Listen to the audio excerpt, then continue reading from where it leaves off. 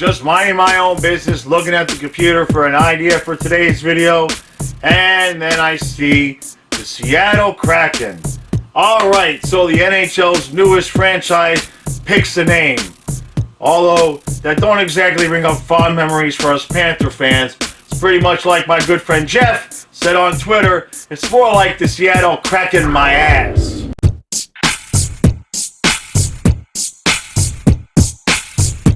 Let's go Panthers!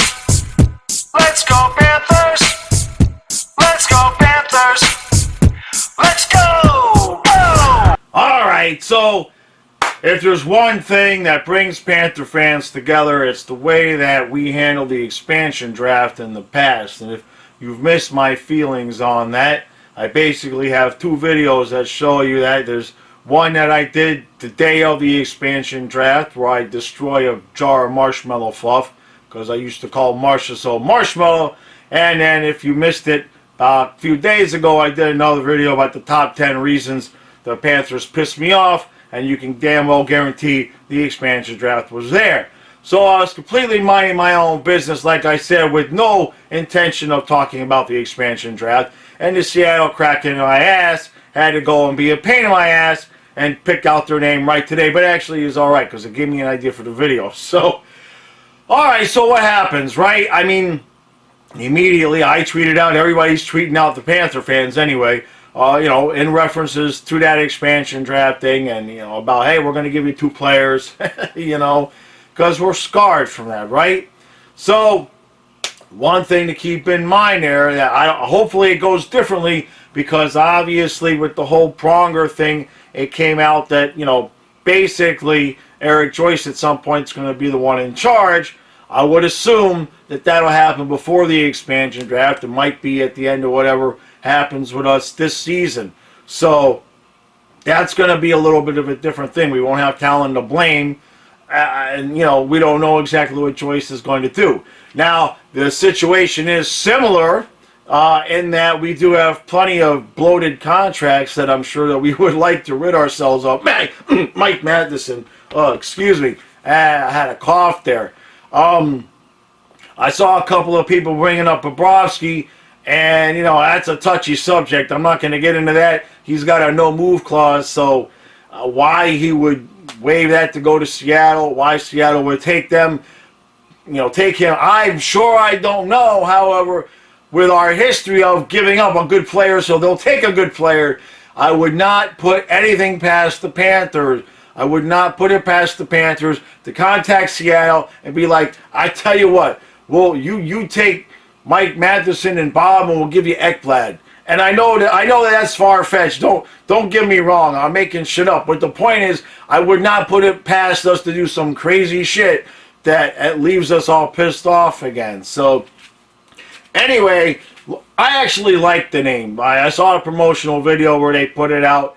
You know, in today's world, man, where you have to watch everything that you say and whatever name you're going to pick, at least they basically named it after a mythological, or they named it after a fake character, right? They named it after something that technically doesn't exist. So hopefully nobody will be offended by the naming of the Seattle Kraken, and we can just move on with the rest of our lives. All right, couple things at camp that were noted. Actually, well, the one thing that came out, Fox Sports obviously is having the games. Goldie and Randy are back on the call. They're going to be calling it from Fort Lauderdale. So that's going to be interesting. I guess they'll be watching it. I'll be interested to see. I actually hope they do a behind the scenes, because I'd be interested to see if they're going to have different camera angles, obviously, than we're just getting on TV. I'd really be interested to see if they're going to do something like that. Just from a technical standpoint, that interests me. And then the other thing, this is not a big deal, but remember a couple days ago, I forget who it was who was out on the defense, but Josh Brown stepped in for him. But then a couple days ago at camp, Ekblad, he's got a minor injury. Coach says that's not serious, and it was actually Keeper that went in and stepped in for him. So not really sure who that next man up on defense is, I'm going to assume it would depend on who got injured, whether or not Josh Brown or keeper is going to come out, come up and be the next guy. So that's about it. That's really been going on in camp. Otherwise, the lines have been the same. I told you the other day about Sarala getting a little shot there on the top line. I would assume, he's obviously the next man up as far as the wingers are concerned. But other than that, man, there's really no debate. And that's one other question, or one other thing I kind of wanted to bring up. I've seen a few people talking about, what are our lines and everything going to be next year. And as far as some of these rookies or young players coming up, now, obviously, we don't know if we're going to have Dadonov and Hoffman. Hopefully, we can find a way to keep one of those guys and re-sign Uyghur at the same time. But the thing of it is that with some of these young guys, like a Prisky or Tippett or Lura Starinen or a few of these other guys that would be competing for spots, keep in mind, especially if we go on a run, the way that the schedule is working out is we're still going to be playing hockey September. I think they might even be thinking October with the Cup. And then basically a month later, 6 weeks later, the next season would be starting. So it's not like a typical situation where the AHL is running and these younger players are still getting playing time and they've got, an entire summer to work out on the game and get ready for camp. I don't really see, especially like I said, if we win a series or two, I don't really see there's going to be a whole lot of openings other than players that we might lose. So I think these guys, if they get a chance during this, during the play-ins or playoffs, they're going to have to make the most of it, because I think whatever top 12 we have at the end of this, at the end of this postseason, if we do well, I think those are the guys we're going to go with. Like I said, obviously, minus one or two. Hopefully, that's another thing. I guess we'll have to do a video on that again, eventually once the season comes to an end here, about, Dadonov and Hoffman. I mean,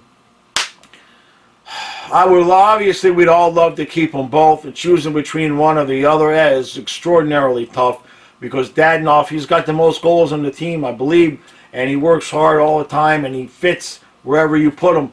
But damn, if we didn't have Hoffman on that power play, we wouldn't even have been in that top 12 spot to make it to the play-in. So that's it's really going to be a tough call there, and there's going to be a lot of bickering back and forth on what we're supposed to do with that. So I'm looking forward to that. I like it when everybody fights. That gives me good material for the videos. So, all right, guys, I appreciate everybody that's watching. I keep up with the daily content, and tomorrow I'll be back with a rewind. So I will see you in the next video. Thank you guys again.